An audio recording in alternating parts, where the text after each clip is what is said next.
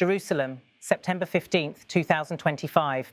In a joint press conference in Jerusalem, US Secretary of State Marco Rubio and Israeli Prime Minister Benjamin Netanyahu stood side by side, presenting a united front during one of the most turbulent phases of the Gaza conflict. The appearance, organised by Israel's government press office, was more than symbolic. It was an attempt to project determination and continuity in the US-Israel partnership at a moment of heightened regional uncertainty.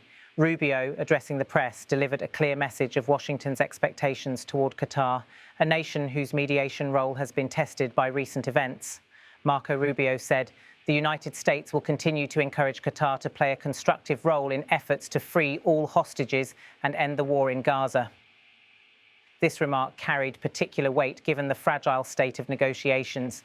Qatar, once considered an indispensable mediator between Israel, Hamas and international actors, has found its role complicated after a shocking Israeli strike in Doha that killed senior Hamas figures. The attack, unprecedented in its location and symbolism, has rattled Gulf leaders and provoked furious debates across the region.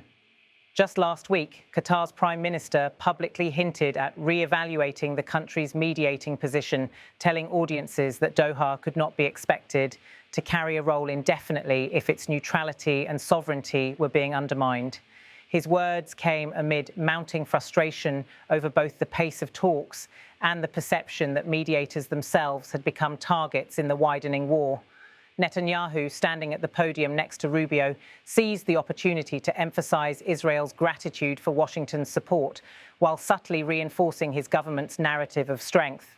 The Israeli leader, who has faced escalating criticism from international partners over the humanitarian toll of the Gaza campaign, sought to shift attention back to the need for global pressure on Hamas.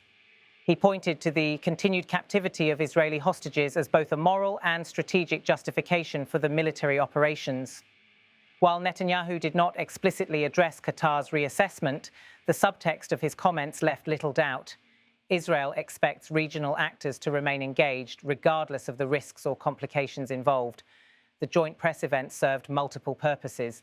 For Washington, it was about showing solidarity with its closest ally in the Middle East, while also signalling to Doha that its role as intermediary remains vital despite the strains.